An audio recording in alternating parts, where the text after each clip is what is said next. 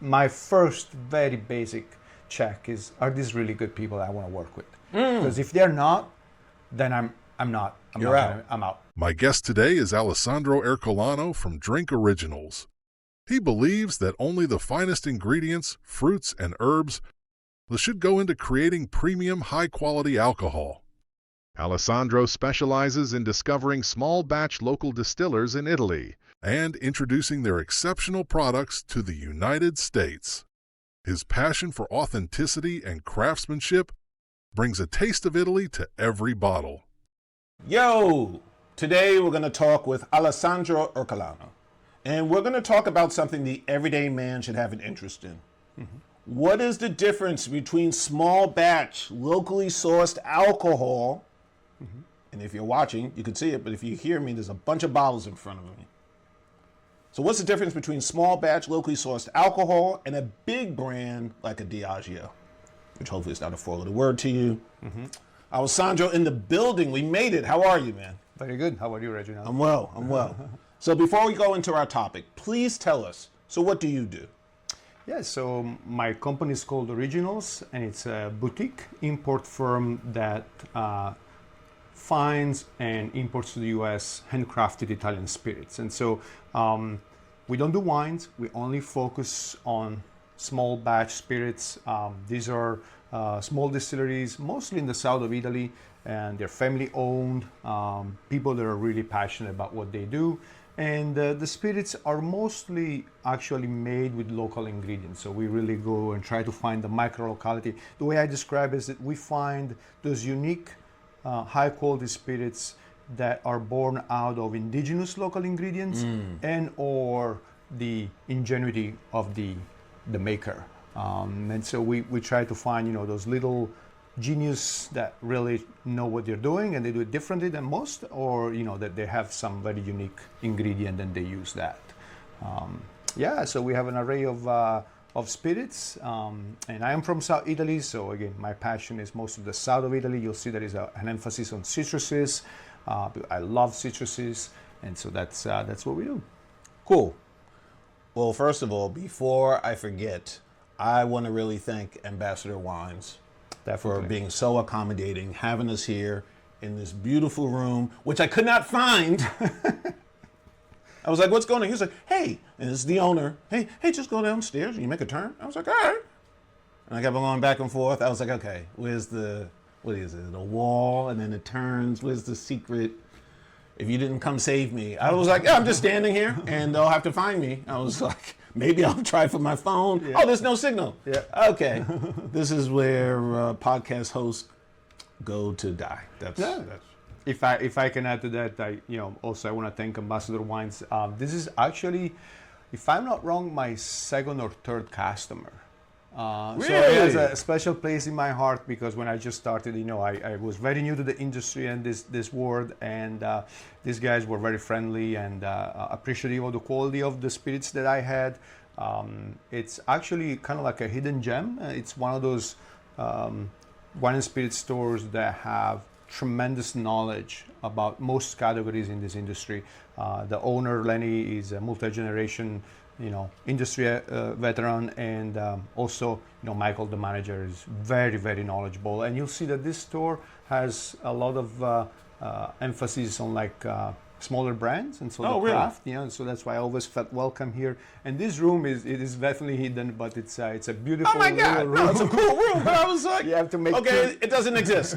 I'm standing here. Yeah. Have my interns been kidnapped? I couldn't find it. I was like, hello. Definitely. Well, I just, I love that we get to literally peruse all the brands, one at a time. We're going to do a little tasting. Right. And it's the morning, so it's a great start. I like that. Love this job. Exactly. So, what made you decide that I want to import, to me, not only these local spirits, but these local stories, and embrace, and introduce them, rather, not embrace, introduce them to the New York market, to the American market? Yeah. Well, I could talk for hours about that, so I'll try to sum it down. Okay. But So actually, my background, I'm an engineer, and I worked for many years for a large American company that was focused on metals. And I've done a lot of different things, mostly in the business administration side of things. I started Original 6 years ago, and so maybe starting about 9 years ago, 3 years before I started my company, I started getting more and more less attracted from the corporate type of life, and even though I traveled the world, I did all the things that everybody that has a career wants to do, most things. I felt like a lot of things were actually losing meaning for me. I kind of wanted to bring everything back down to the fundamentals. And then one of the catalyst events that made me really take a step forward was the birth of my first son. Because when we were expecting our first child, you just, as a parent, your brain goes all crazy. You start thinking of so many different things, that you don't know yet. But the way I am, I try to distill it down to the fundamentals. And I was thinking, like, this individual is going to be his own person, and I can only influence him so much in the years that I'm going to have him with me, because then they're out the door. But I always thought, if I can at least, as one of the main things I can teach him as a boy, is to be authentic, not wear a mask every day. Then I had to take the first step myself, and so I really felt I was wearing a mask on my daily job. I wasn't really being me. You go through this corporate dynamics, and often enough, you become a little bit of a politician. It's something that I really didn't enjoy that much, and I had this growing need and desire to reconnect a little bit with my roots. Having left Italy now about 20 years ago. Oh, wow. Yeah, I felt maybe I come to this country, and maybe I can also help some of my my fellows Italians. They are still in Italy, and help bring their stories here, which I felt are really valuable. When you bring it down at the end of the day, I love Italian liqueurs. I mean, that has to be there, right? And I felt that also, there was an opportunity, because most of the brands that come from Italy are mainstream, large producers. Now it's actually changing. The environment is changing a little bit. But when I started, there were fewer producers of craft Italian spirits coming to the U.S. And I knew of a couple. I felt that I had a good sense of taste for certain specific flavors, and so I thought to give it a try. And so we started with limoncello, which we'll talk about that, which is where I come from, the Amalfi Coast, and it turned out to be a good bet, because since then people have really liked our product. Even though limoncello is broadly present on the market from very successful brands, people have embraced our brand, and they've recognized the quality, and that kind of was the first step. So that's how we started. Well, I definitely can't wait till we talk about limoncello, because I think we actually had a conversation about it, and I was like, yeah. And you were like, no, you have to try mine. You don't understand the stuff you had. And I'm like, okay, all right, well, whatever you say. But, that's what I really find interesting, that some of these varieties of spirits that maybe I've heard of, sampled, grew up with, to find out that, they're not using natural ingredients. It's not something, I think, particularly from being from the West, being from America, in which, things are fast food, things are processed. To be candid, and I don't want to jump the gun, but when I think about, limoncello exactly, I was like, and now here you are going, no, there's a totally different way and approach. You don't understand. And I'm like, okay, then educate me, which you're going to do today. I'll say this, and I appreciate the words that you just said, but there is definitely also another component when you enter a business like this, where everybody wants to make money and wants to scale up, right? Sure. That's just the nature of the game. Sure. And those are forces that pull you away from the local artisanal. if you become successful, eventually you want to increase the volume, you want to sell Yeah, more. right. So it's actually hard to stay small. I will say this. And I can see how some of these brands were probably artisanal at some point in the past, or when they started, and then given their success, they had to scale up. And when you scale up, you have to standardize things. You have to bigger batches, and that comes with its own setbacks. And there are also some pros, in all honesty. But so yeah, it's hard to stay small and maintaining that quality. And but I try my best. So, you launched the brand in 2019. Correct. Correct? All right. Yeah. I do my research. Right, you did. Yeah. So, at that time, you said, really, were you the first or one of the first to have this business model of, hey, I'm bringing local, small batch, indigenous, family-owned brands to the States?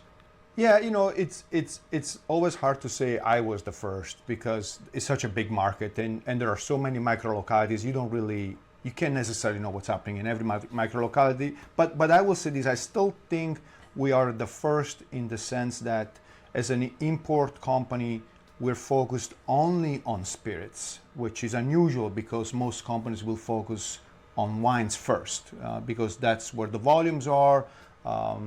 And so if you want to start a business, it makes sense to start that way. But I am always been a spirit kind of guy. And so we only do spirits. So from the perspective of being handcrafted Italian spirits, I still think we are the only one. There are other companies that make spirits, Italian spirits, and those are either made in the U.S. or maybe they're made in one production facility. Our model is different, because I partner with small producers depending on what they do best. And so although they come all under our umbrella, it's actually a collection of small producers, and they all do their own thing.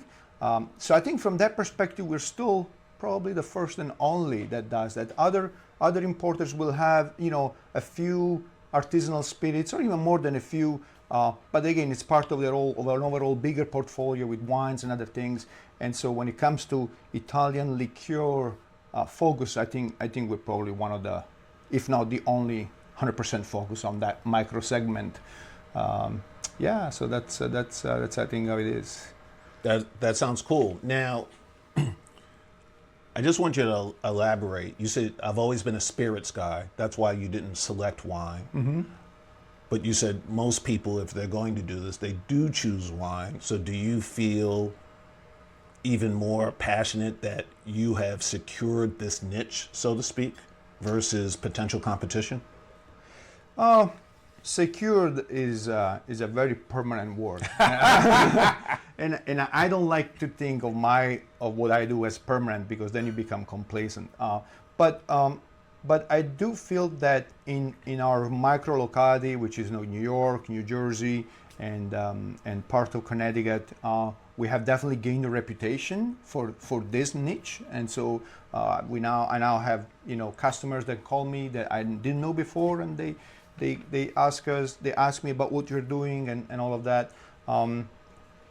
We need to be realistic, and there are bigger companies out there that are kind of like also reinventing themselves, and they're able to put a lot of funds behind their initiatives, and in ultimately that can make a difference. So yeah, that's why I don't like to say secured, but I will say that within the realm of where we are, we have gained a very solid reputation, to the point again where sometimes when we bring a new item, which doesn't happen often, most of our clients won't even taste it.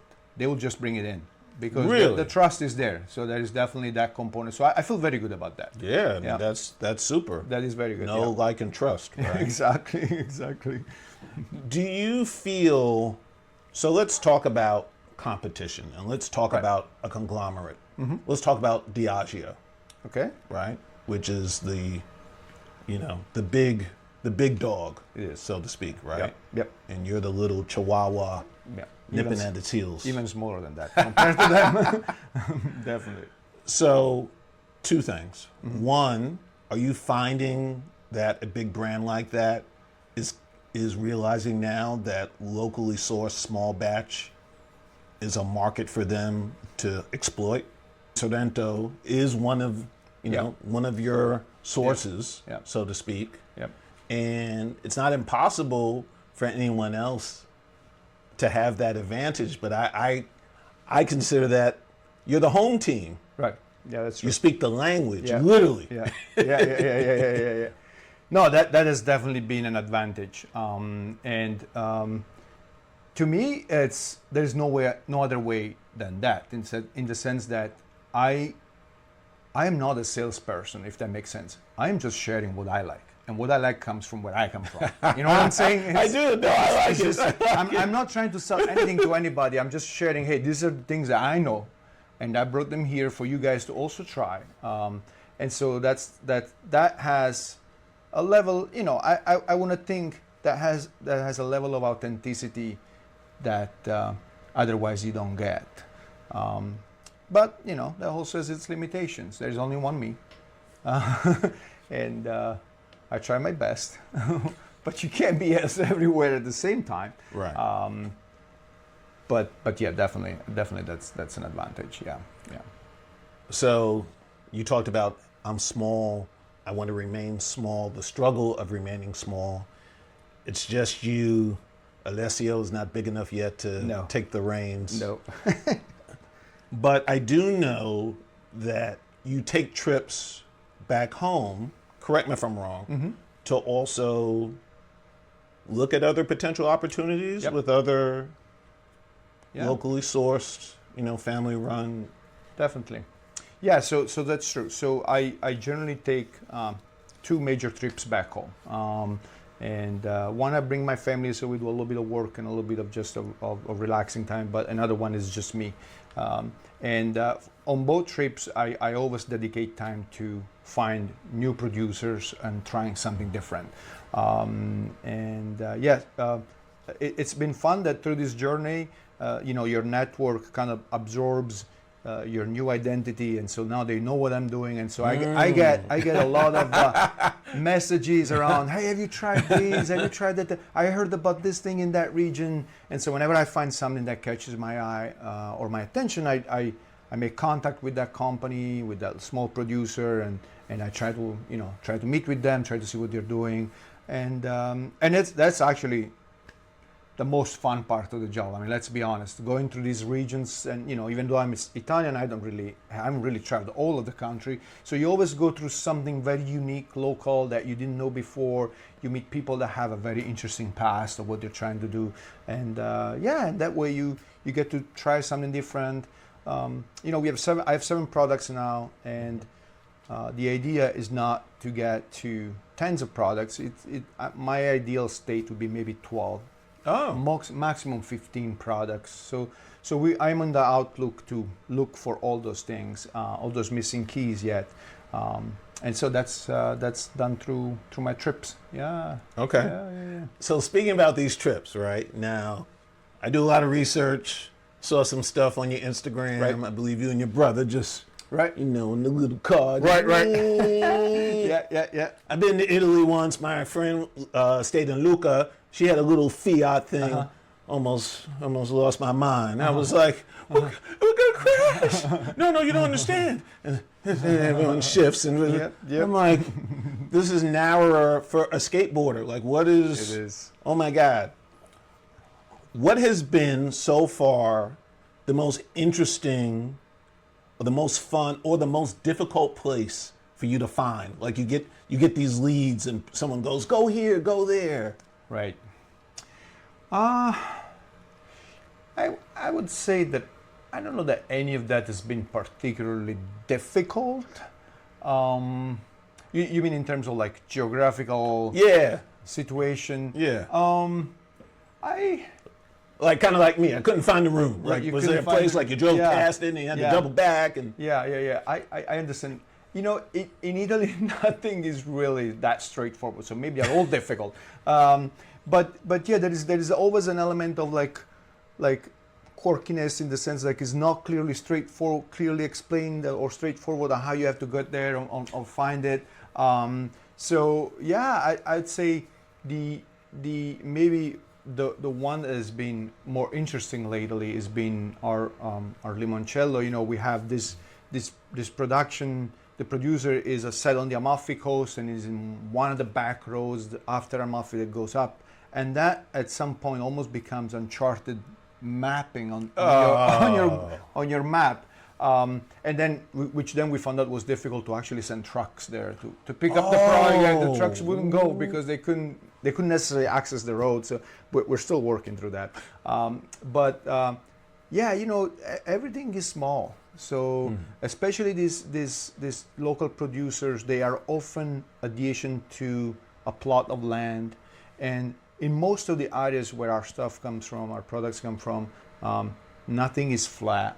So there is always like some type of hill, down or up, and so you're always going up like a narrow road or down a narrow road, or there is some small turns, and so I think you might have seen some of our videos where I think it's important for people to understand the environment surrounding these places. So absolutely. You know, we take sometimes some funny videos of us driving through these little alleys, because people need to understand that that's how it is. You know, this is not like a major facility, you know, or, you know, you have some definitely some difficulties. And with some producers that I've encountered, we just couldn't make it work. So there were some things that were interesting, or some ideas that looked very good, but the logistics were just a bit too complicated. So elaborate. Why couldn't you make it work logistically? Like, give me an example. Well, like there was a producer that we engaged, and there were a lot of discussion back and forth, and they have like this land that stretches across the side of the hill, and to get there, you have to go up this narrow road that is literally just you and me, like side by side. Yeah, that sounds like Italy. And so the idea is like, how are we going to even get things in and out of there? And although there was a lot of goodwill, you know, it turned out to be not a good long-term decision, because there was no way that situation would ever change at any point in time. And then, you know, you want to go for the local and the difficult to get sometimes. But when it's too difficult, sometimes you have to realize that. And so we kind of like said, you know what, this is not ever going to work out. And so that's how it did. That's how it works. Yep. What happened with the place that you said initially with your trucks? And that seems to be someone you have a relationship with. Right. So yeah, definitely. How did you resolve that? Yeah. So what has happened there is that the tracking companies that we use are major tracking companies. We just are, you know, one load that they pick out of their daily route. So, you know, we don't use any particularly small tracking company. And so what happened is that the first few times they just wouldn't go. And so we were stuck with that. So our producer had to actually manually move the bottles to another local facility where a regular truck would just go and pick it up. Right. Now it seems like we've found a trucking company that has smaller trucks and is willing to go up and pick it up and come down. This has worked once. I hope that it will work again, because every time we're ready to ship, which, you know, we have few shipments a year, not many. Right. There's always that suspense, like, okay, what's going to happen this time? Oh my God. And I'm always here waiting, like, wait a minute, did they pick it up? They were supposed to pick it up today. Then you call. Oh yeah, the trucker called. They said it's not coming, or it's coming, or no, they don't want to come, and so there's always a little discussion. Yeah, that is unfortunately not the best part of this. But you know, that's where it gets hard, and that's where you have to pull through, and I think at the end it's worth it. I want to tie that in to your theme of authenticity. You literally give the geographical coordinates. Right. On your Oh, bottles. I'm glad you picked that up. I did my research, man. Not everybody does. Oh no, absolutely. Yeah. Well, you know, I always felt that people should understand that our products come from small producers, and it's not one facility. Right. Because it would be a lot easier if we found, you know, a third-party producer. You do everything in one place. Logistics come a lot easier. Yeah. Production, you know, economies of scale, become a lot more favorable. But no, we have right now we have 3 producers, actually 4, and so we put I as a silent nudge to that. That's how we talk about it. We put the coordinates of where the product comes from. And if you actually copy and paste that, if you're able to do that, and you put it on Google Map, it will actually bring you right there. I thought that was pretty cool. Yeah. And that's just to show that these are not made by the same person. To me, our producers make multiple spirits. It's not that they just make that one thing or 2 things that we do. Okay. They make but we only focus on the very best. And I think that they make right. And I don't think, this is just my opinion, I don't think that anyone can make multiple things at their best. You will always have 1 or 2 products that are your top in terms of expression of quality and fragrance and aroma. And so to me, it's important to have separate producers dedicated to what they know how to do best. And that's what I try to do. How have you determined, first of all, I didn't realize that. I thought in my mind with my research that each supplier, they did one thing and they do it really well, and that's why you hooked up with them, made the connection, brought it here. How do you determine, even with the 4 producers you have right now, representing these 7 items in front of me, how did you do quality control? How did you say to yourself, this is good? Can they consistently do this well? Because if they can, I'm bringing it to New York. I'm bringing it to America. How do you do that? Well, how do you source? Yeah, so that's like a long discussion. We got some time. Let me try to boil it down. Well, if it's a new producer to me, then I will come in already with an idea of what I'm interested in and what I think they can do best. So for instance, if you're talking to, again, a limoncello producer on the Amalfi Coast, even though they make maybe an orange liqueur and some other liqueur, I know that lemon liqueur, limoncello, that's my target. And I will still taste everything, but so you kind of focus on that. So once you have that idea, you go in, you meet the people, of course there's discussion. My first very basic check is, are these really good people I want to work with? Because if they're not, then I'm out. Yeah, because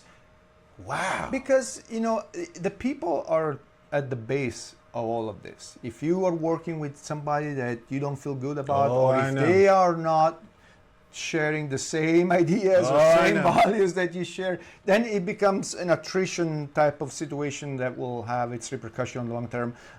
So first check is, are these people that are really passionate about what they're doing? Are they here for the long term? Are they doing what they love to do? So that's first check. Second check is, we go through tasting, and if there is anything that I feel has certain quality parameters, which I will describe how I go through that. Yes, please. I'm very curious. Yeah. Then we take some samples and I bring them back, and that is more like a long-term type of tasting period. I generally take months, if not even over a year. Really? Well, to me, there is especially with liqueurs, there is this component of wanting them to be consistent over time. Right. So you can't just taste something once and then be done with it. At least that's how I do it. So I have to taste something over time at different conditions. If room temperature, maybe you cool it, maybe you make it at room temperature again, see how things change. And then, if you go through that and that has, a positive result, then you go maybe to a second set of samples just to make sure it's consistent with the first one. And I'll open and close the parenthesis real quick. Consistency across batches, it is a very complicated thing to do for small batch products.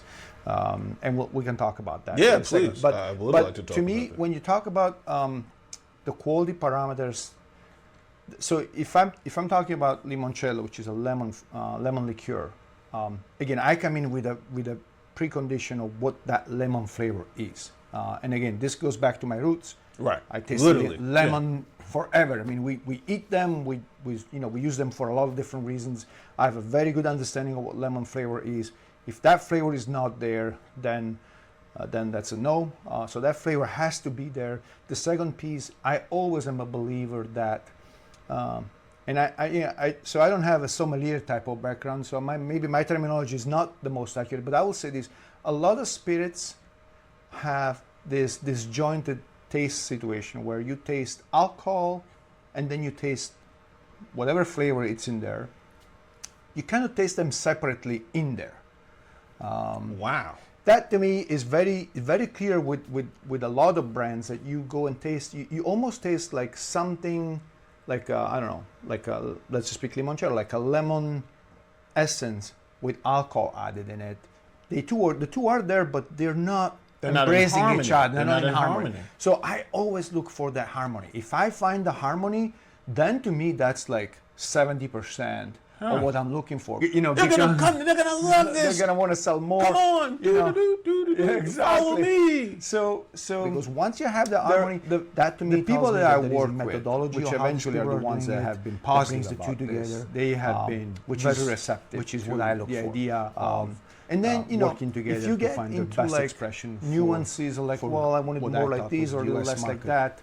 There is also that discussion that then happens with the producer, and so they're very amicable. So I often actually to make modifications on how we can modify one way or another their recipe. And others instead have a good portion of our I don't want to say that they've been we do it together. Negative. I have, except maybe for one that wasn't really interested. Which nothing wrong with how they do it. The other ones I have kind of given up because it's a very lengthy process. So yeah, so that's most of the. And so unless you really have that desire, kind of like the process on how we go through, and this can take take a lot of time, and people just a couple of years. And if you're busy with other things and you're a small producer, and on the other side of it, how do you think these producers feel that this is quite an audition? How to make this one process for something that hasn't really materialized yet. That was actually quite a learning for me. A little bit of a turn down because some people give up. Producers, so that's unfortunately sometimes feel good about it, and some they want. They've just. I will say this. I had this idea that maybe they've just, if I'm approaching a small producer and I'm giving them the opportunity to come to the US, which is a big market situation and all of that, people will be super excited. Oh, absolutely, let's have this discussion and be willing to work. I've learned that that's not necessarily the case. I would think that, a lot of times they're like, we met. We're good in our situation. We're home. And we met Jay Muser. Big shout out to Jake. Do you see a parallel between the sophistication of one's palate and how they present themselves to the world from a fashion standpoint? That's an interesting question. I try. Yeah. I will say yes, and I would probably expand it even more so than just fashion. Almost a little bit like how do you approach life?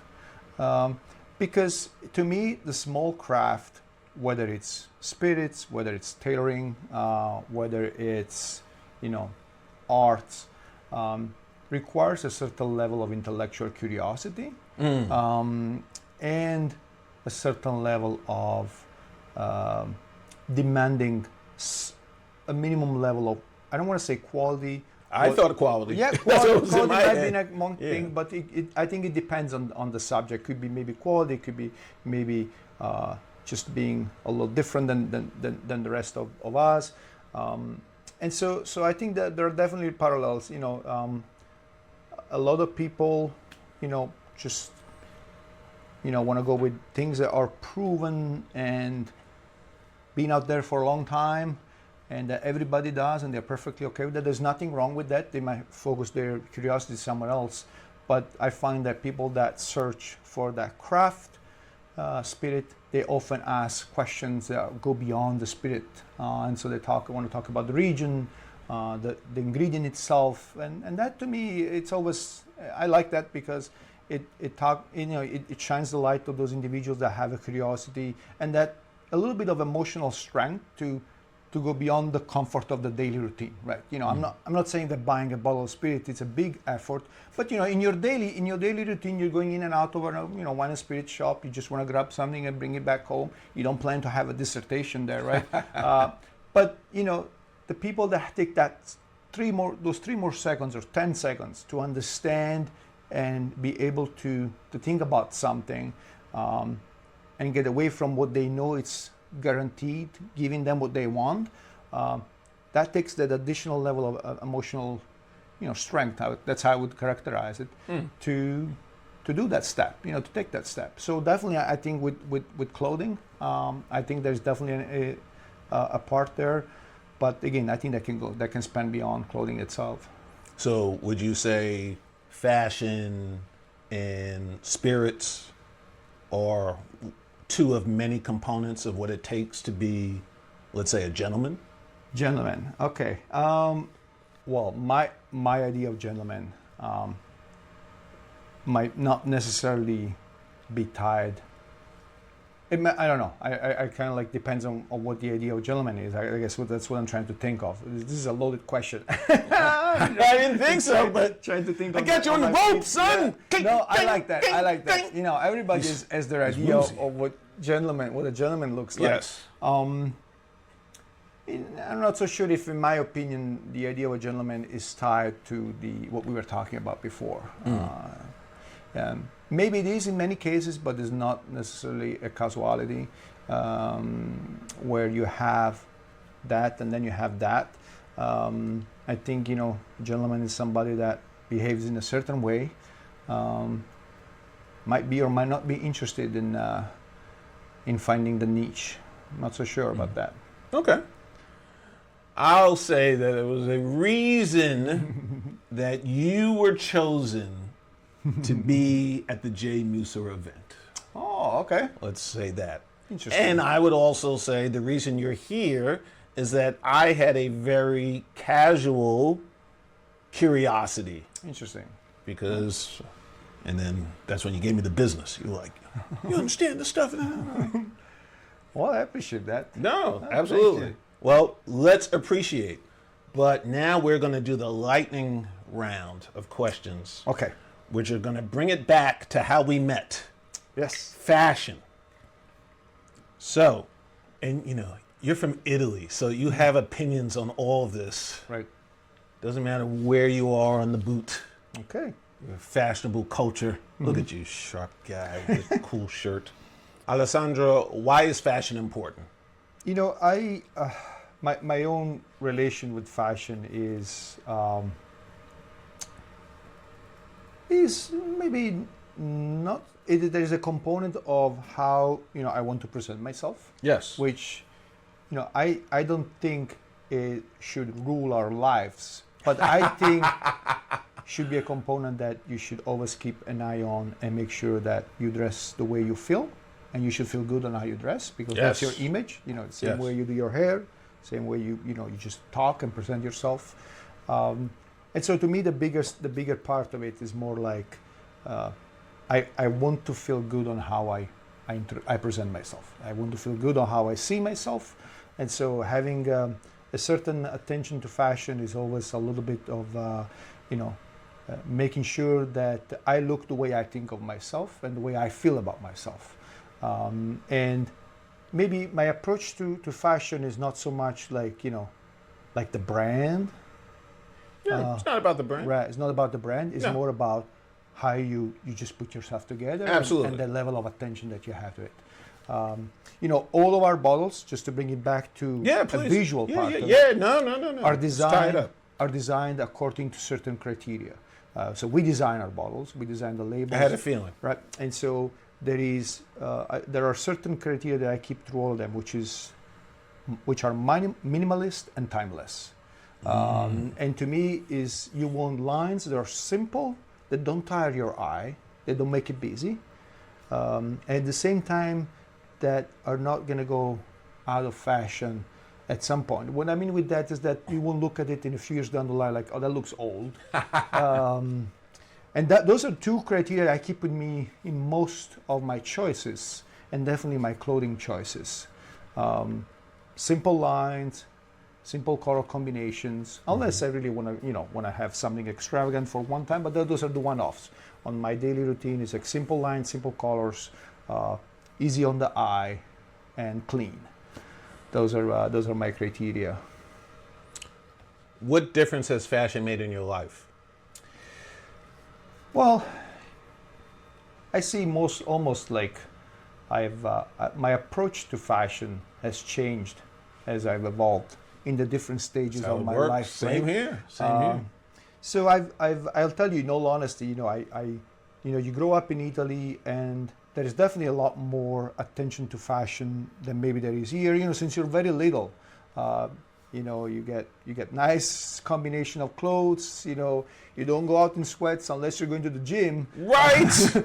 and then it's, of course, also different times. But there was that component, and then I rushed into the workforce, working for a large corporate, and so that is where I thought, maybe I wanted to give myself, I wanted to present myself nicely, like most people will do, and so you go through the whole suits and buttoned up type of look, and I've gone through that. And I've enjoyed it a lot. And then I've entered into entrepreneurship, if you want, or small business life. Both. Mm-hmm.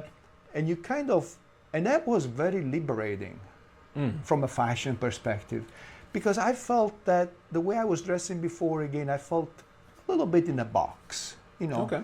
You wear the blues, you wear the gray. I got both. This is gray with a blue stripe. Well, which are fine, but on a daily basis, I'm saying, as a way to present yourself, I felt that was a little bit of a box on me. And now I get to choose with greater latitude. Okay, maybe I'll have a red shirt one day, or maybe I'll have green pants with something else, and that has become a lot of fun. Good. Yeah, so I can experiment different things. And then it's like almost like a cycle that feeds itself, because you start with a note, which is maybe a different color, and then that kind of brings back a different thought back to you.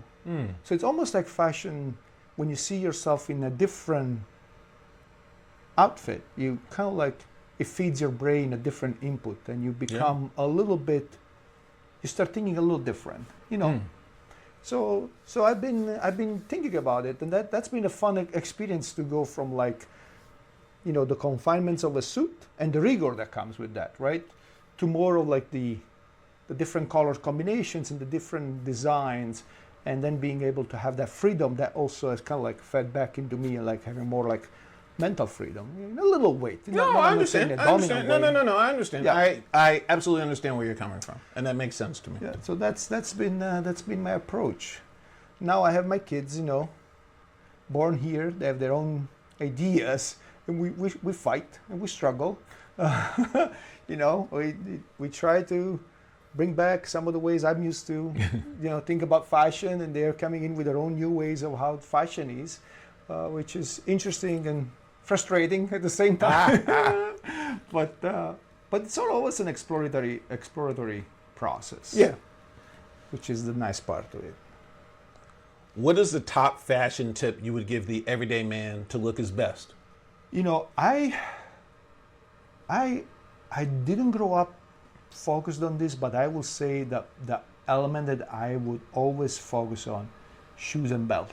You could I got both. I got Yeah. a shoe and I got a belt. Yeah. They match. Right. They're black for anyone who's just listening. Right. The matching is definitely the way to go, or having some type of idea of some combination. But in my opinion, you can dress very sportive, very casually, but the shoe and the belt will always give that note that will set the rest of it. Totally agree. So if you have a nice suit and you wear sneakers, which I can understand the comfort of it, will not deliver the same as if you had more casual clothes and a very selected pair of shoes and a belt that goes with it. So I will always say, pay attention to your shoes and then the belt. I totally agree. Yep. I totally agree. And then if you're at the third element, the watch. I've got a watch. Yep. Look at that. Yep. Old school Seiko, Yep. 1970s. Yep. I love it. Yep. I love Seiko too. Yep. Yeah, I have too many Seikos. Yeah, you don't need to spend a lot of money on a No, watch. no, no, but no, no. just having that connection. Yeah. Those are the 3 points. Yeah. All right. Final question I ask of all my guests. Yes. What does the expression always be fly mean to you? Always be fly. Always be fly. It's an American thing. I know you've lived here 20 years, but you know, you're Italian, so you know. Okay. Yeah, never heard of it. So, it's okay. Yep, Find your way. Okay. It'll be all right. Well, you know, if the thing that comes to my mind when I hear fly is more like your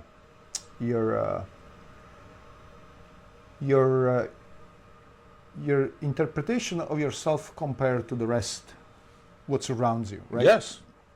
So of course we can practically fly on our own, at least, but you can fly with your personality and with your state of being. Yes.